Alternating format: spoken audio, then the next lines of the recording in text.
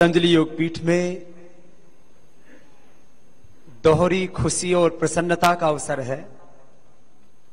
एक तरफ ये दूसरी इंटरनेशनल योग कॉन्फ्रेंस यहां पर हो रही है और वहीं आज जहां संस्थान के 18 वर्ष पूर्ण हुए हैं, वहीं पतंजलि विश्वविद्यालय के भी 3 वर्ष पूर्ण हो चुके हैं। पहले कार्यकाल में श्रद्धेय आचार्य बालकृष्ण जी उसके वाइस चांसलर थे और आज उनको दोबारा से 3 वर्ष के लिए वाइस चांसलर के रूप में चुना गया है। एक बार सबके ओर से श्रद्धेय आचार्य श्री के बहुत बहुत अभिनंदन है। और डॉक्टर यशदेव शास्त्री जी श्रद्धेय आचार्य श्री को माल्यार्पण करके उनके वाइस चांसलर आज नियुक्त होने पर संस्थान की ओर से उनको माल्यार्पण करना चाहते हैं। एक बार पुनः श्रद्धेय आचार्य श्री को बहुत बहुत अभिनंदन है उनकी आध्यात्मिक सेवाओं के लिए, उनके अलौकिक दिव्य ज्ञान के लिए। वो उस शाश्वत के प्रतिनिधि के तौर पर हम सबके बीच में हैं और मेरे दाएं से लेकर के और इधर बाएं तक जो बहुत ही आदरणीय साक्षात कृत धर्माणो ही ऋषयाः, हमारे शास्त्रों में जिन्हों को तत्व ज्ञान हो चुका है, इस जगत का अपरापरा विद्याओं का जिनको बोध है, ऐसे उस शाश्वत के नित्य अखंड ब्रह्म की ओर जो निरंतर खोज में लगे हुए। योग एक ऐसी खोज है जो हमें उस अनंत की ओर लेकर के जाती है। इस योग की खोज में लगे ये अलग अलग वस्त्रों में, अलग अलग रंगों में आप इनको देख सकते हैं, लेकिन मैं तो ऐसा मानता हूं पूर्व जन्म की कोई ऋषि आत्माएं हैं जो इस योग के क्षेत्र में विश्व में काम कर रही हैं।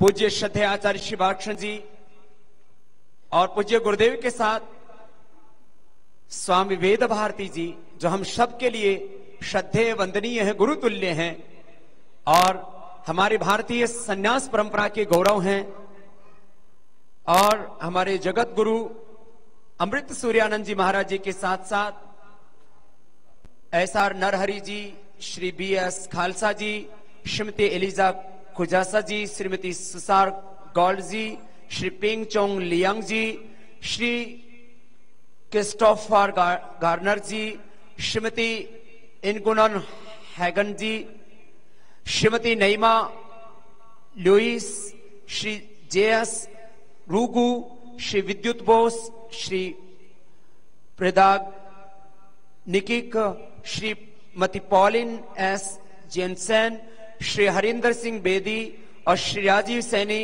एक बार इन सभी विद्वानों का सबके ओर से हृदय से बहुत बहुत अभिनंदन है इस पतंजलि योगपीठ के परिसर में, जो आज योग, आयुर्वेद और वैदिक ज्ञान का एक महातीर्थ के रूप में काम कर रहा है। और इस सारे योग अनुसंधान के पीछे जिनका बहुत बड़ा तप है, पतंजलि रिसर्च फाउंडेशन में जो उसके डायरेक्टर के तौर पर और पूरे विश्व में योग के क्षेत्र में काम करने वालों में एक शीर्ष नाम है। और इस पूरी योग कॉन्फ्रेंस के पीछे जिनका बहुत बड़ा तप पुरुषार्थ है, ऐसी डॉक्टर सरले टेलिस का एक बार सबके ओर से बहुत बहुत अभिनंदन है, जो सबके मूल में है। Yoga is a holistic lifestyle for the normal human being. It is a flawless and complete healing system for the rogi, sick person, and the path to enlightenment and liberation for the yogi. मुझे लगता है हम योग के बारे में तो इन 4 दिनों में बहुत चर्चा करेंगे और आप सब लोग उसको सुनेंगे। आप लोगों ने, बहुतों ने योग को अपने जीवन में जिया है। योग अपरा और परा विद्या, ज्ञान, विज्ञान और परा विज्ञान, beyond the science, beyond the medical science, एक इतनी ऊंची और श्रेष्ठ विद्या है और वो विद्या हमको विरासत में मिली है।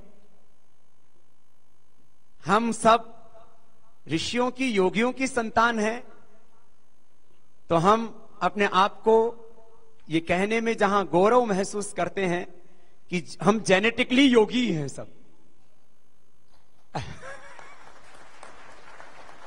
और जितने भी पूरी दुनिया में महान आत्माएं हुई हैं वो सब योगी थी और उन्हीं के पुण्यों से आज हमारा जीवन आगे बढ़ रहा है।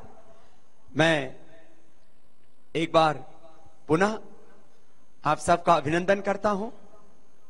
योग के बारे में आपसे हर सुबह हम मिलेंगे और उसका जो व्यवहारिक पक्ष है, प्रैक्टिकल जो उसका एस्पेक्ट है, क्योंकि बहुआयामी है ये योग। योग का प्रयोग करके जिस परिणाम पर हम पहुंचे वो प्रमाण आपके सामने रखेंगे।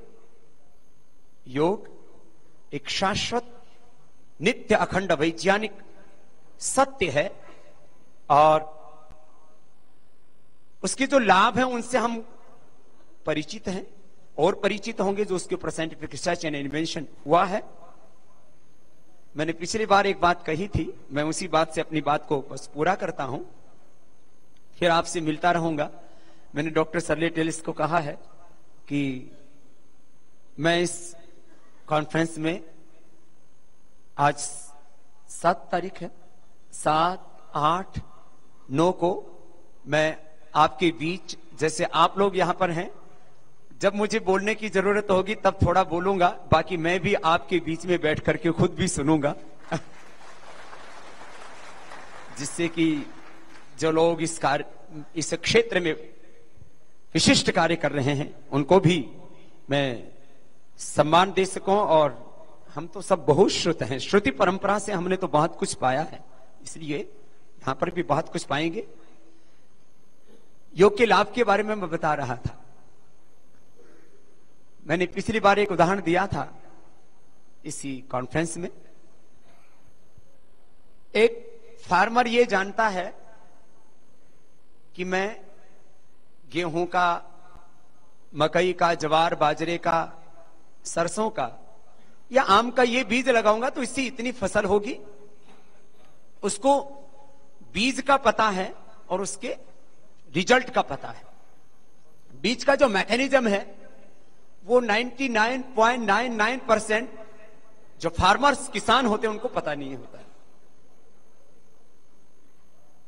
योग के बारे में जो मैकेनिज्म है उसके ऊपर हमारे सभी साइंटिस्ट रिसर्च करते हैं कि योग से वेट कैसे कम होता है।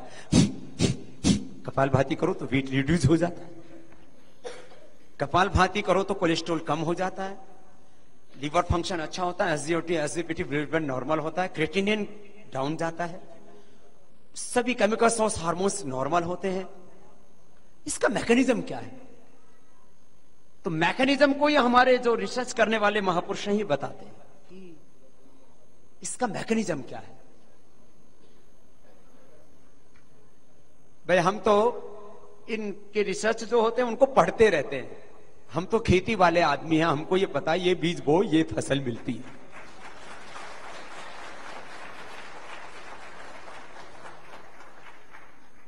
मैकेनिज्म हमको भी समझ में आता है, लेकिन उसके लिए पेपर वर्क बहुत करना पड़ता है और ये जो वैज्ञानिकों की दुनिया है, इसको पेपर वर्क, वो कंट्रोल ट्रायल बहुत जरूरी है। उसके लिए मैं बस इतना ही कहता हूं कि हमें अब इस दिशा में दोनों तरफ कार्य करना। एक तरफ जहां दुनिया के 700 करोड़ लोग योग करने लगे, उस योग को वहां तक लेकर के जाना है। वहीं तक इस योग को विज्ञान की दृष्टि से अनुसंधान के क्षेत्र में भी बहुत ऊंचाई तक स्थापित करना है, और उसके लिए आगे सबको मिलकर के काम करना है। आप सबको मेरा पुनः बहुत बहुत अभिनंदन, बहुत बहुत शुभकामनाएं। और मुझे लगता है इससे पूरे विश्व में योग का एक नया संदेश आएगा और पूरा विश्व योग में होगा। इन्हीं शुभकामनाओं के साथ सबको पुनः मेरा बहुत बहुत वंदन, बहुत बहुत प्रणाम।